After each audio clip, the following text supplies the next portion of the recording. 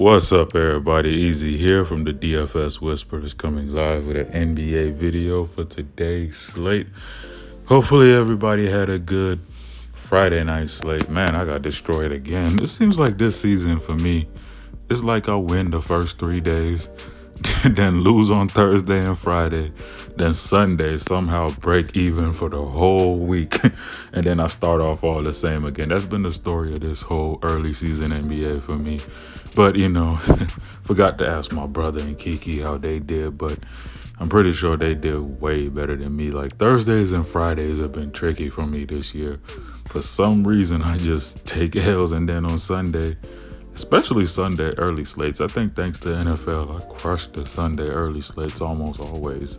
Start dating back to last season. But let's go ahead and get into today's slate. Let's get the homework out the way. Like, comment, subscribe, and share.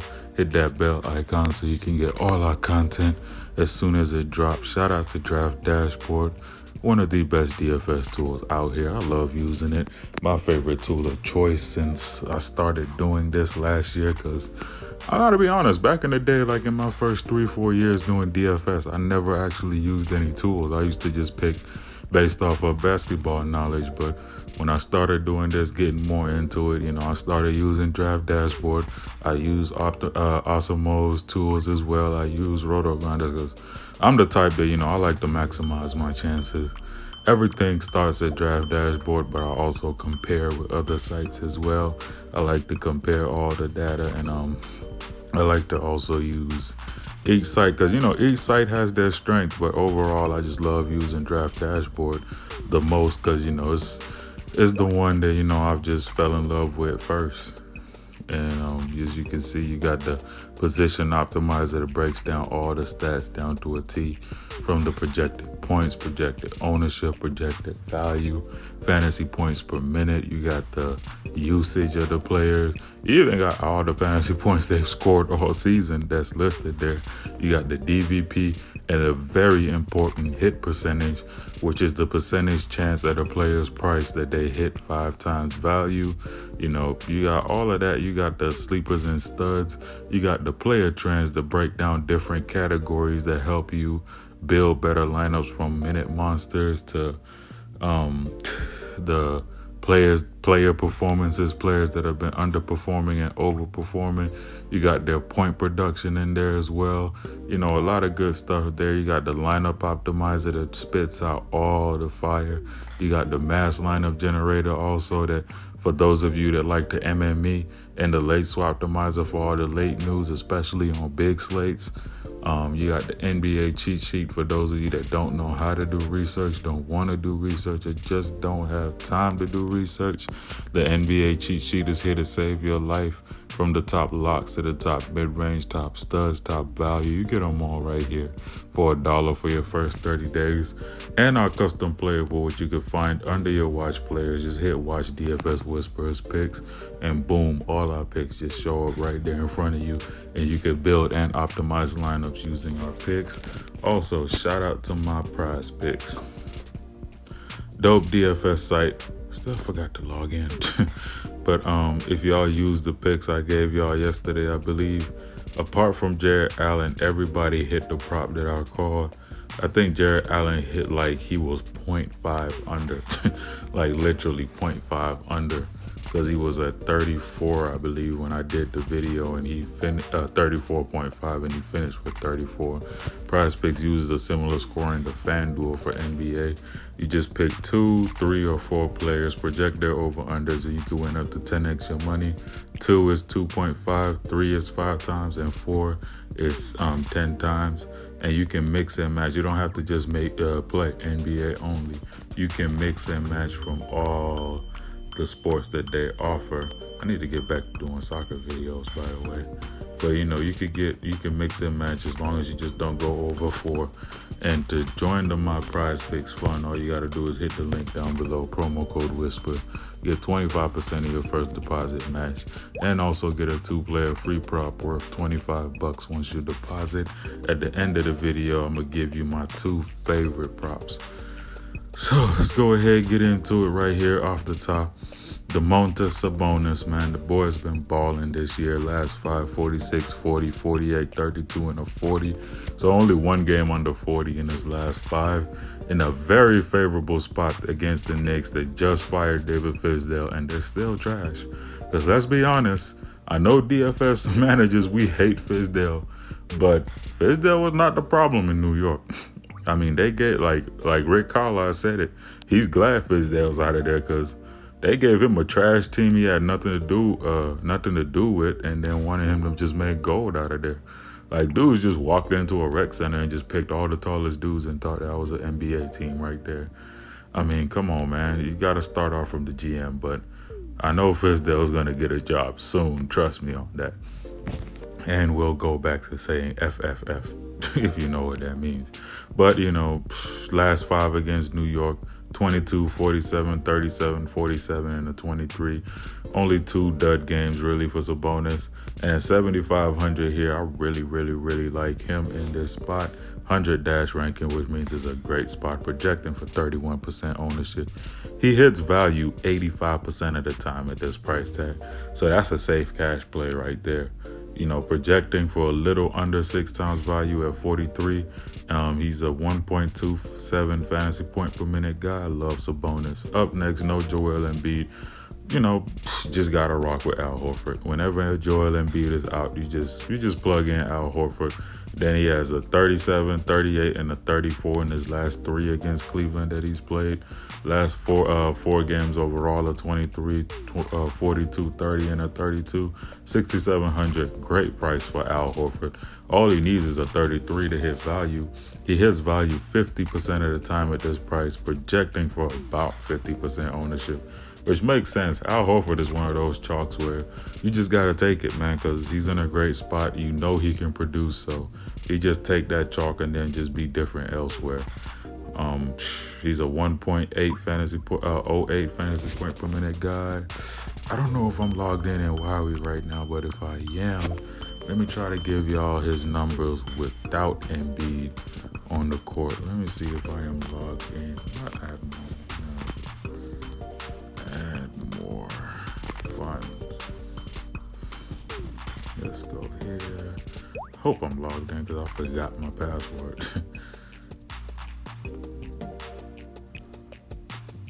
Let's see here. NBA. Let's go. Where is... Let me just go to Philly. Philly players off. Joel Embiid. It doesn't matter, but let me just turn off Jonah Bolden, Josh Richardson. Who else? Yeah, that's about the players that matter. Submit. Take a minute to load.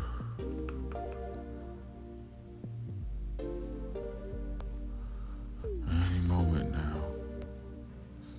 Of course, they don't want to be slow right now. There we go. Let's go to fantasy right here. And without Embiid on the court, as you can see, Al Horford goes up to a 1.3 fantasy point per minute. Well, 1.33 fantasy point per minute guy, actually, because I'm reading this wrong. He was a 1.24 fantasy point per minute guy with Embiid on the court here on Wowie. And then he's a 1.31 fantasy point per minute guy. And also on Fanduel, he turns into a 1.33 fantasy point per minute guy. As you can see, this is how Embiid affects everybody on the court whenever he's off. I mean, look at Kyle O'Quinn. He goes to a 1.14 fantasy point per minute guy, almost a 0.10 jump. So everybody just benefits because Embiid eats up a lot of usage here. So everybody's numbers just go up. I could go more into it, but I'm gonna make a video later on about Wowie. For those of you that have never used it, it's a free tool, by the way. That and Popcorn Machine also. Popcorn Machine helps you understand the rotations that teams run. But I should make a video. Just leave in the comment section if I should make a video on how to use all of those later on. Up next, I like Ricky Rubio. He's been balling this season. He's been good to me all year. About 2 dud games, really, I think. 2 to 3 dud games all season, really. But apart from that, he's been paying off his price tag almost every slate. Has solid history against Houston as well. A 43, 43, and a 43 in his last 5 against them. Also a 31 and a 26. Needs about 35 to hit 5 times value at this price tag. In his last 5 games, he's went over 35 3 times with a 54, 40, and a 37. The spot is right. It's going to be an interesting game to watch. I'm looking forward to watching that game. He's projecting for 3% ownership. And check this, he hits 5 times value 63% of the time. At that price tag, he's a 1.14 fantasy point per minute guy. I like Ricky Rubio a lot in this spot right here. Against Houston, 76 dash ranking. Houston are 8th against point guards, but 23rd defense overall. Decent pace matchup as well. Phoenix is in a pace up spot, so that's even better. As Phoenix are playing at 102.9 possessions a game, and Houston are playing at 105 possessions a game, which is about 208 possessions a game between the two. So it's gonna be a decent pace in this matchup. Ricky Rubio should ball. Up next, I've been playing this all season. Shout out to my boy Chris Richmond. He's the one that really put me onto it. But guards versus Memphis. Guards versus Memphis. Guards versus Memphis. Guards have been eating against Memphis. I don't care who it is all season long. Donovan Mitchell, no Mike Conley, by the way. At 7,600, let me see what he's put. 38% ownership. To me, that's a little low, but hey, I'll take it.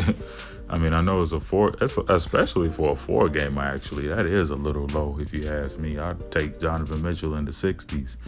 If I'm building multiple lineups, Donovan Mitchell and Ricky Rubio are going to be 2 of my main stands where I'd want to have probably double the field. I mean, Ricky Rubio at 3%, I might take 30% of Rubio. And 38 Donovan Mitchell, I low-key might go with 60.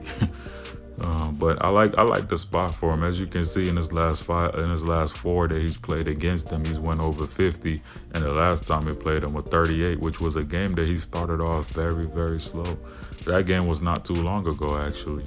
But, I love the spot here. No Mike Conley, so we're getting point Donovan Mitchell. The ball's going to be in his hands a lot.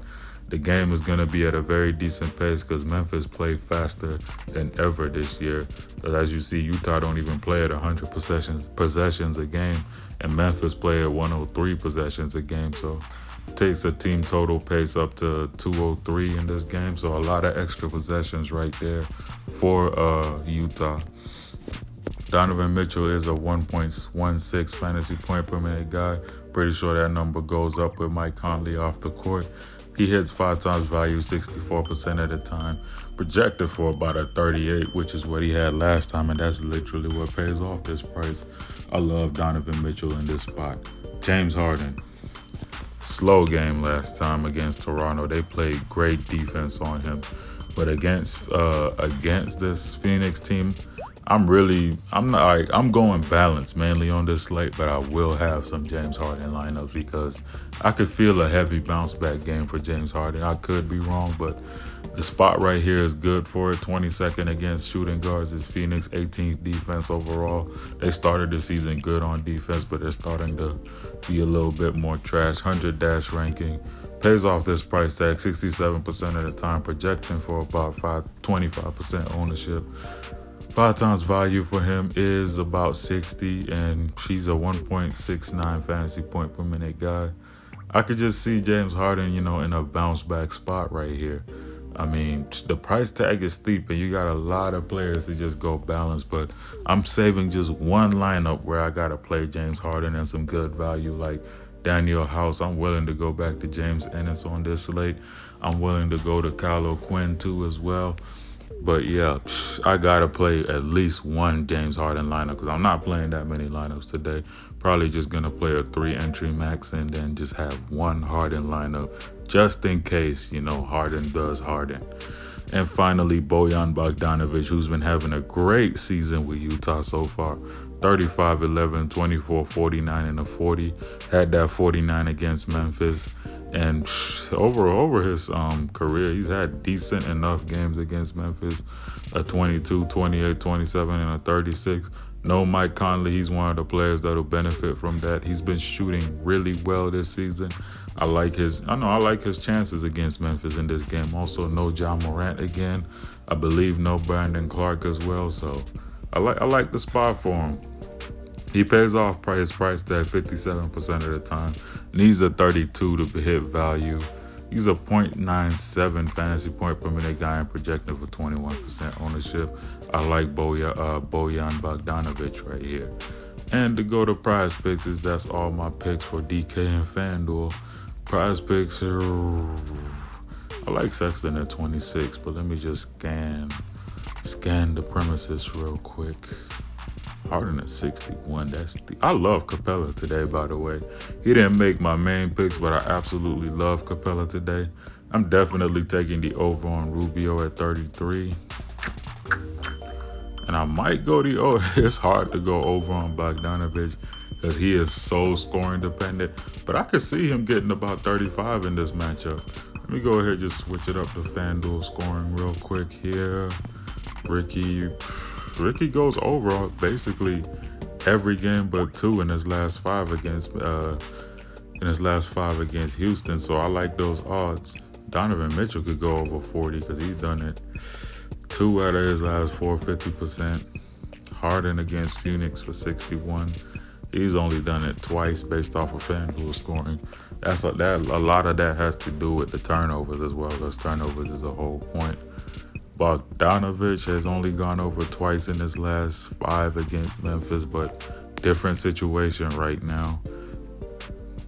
But it's a bonus on the board. Let's see. Yep, 39. That's interesting for Sabonis because he's been hitting 40 for fun lately. But FanDuel scoring the bonuses. Because as you can see here, like even some of the games where he had 40 on DK, FanDuel without that double-double bonus just takes a couple points away. That's what makes it a little harder. But let me go take a look at Colin Sexton right here. Let's see, where is Sexton? 32, 30, 38. Yeah, I know I like Sexton to get at least over 30 because Philly don't blow teams out. And Sexton here, they're gonna rely on his scoring. I mean, he's always gonna shoot.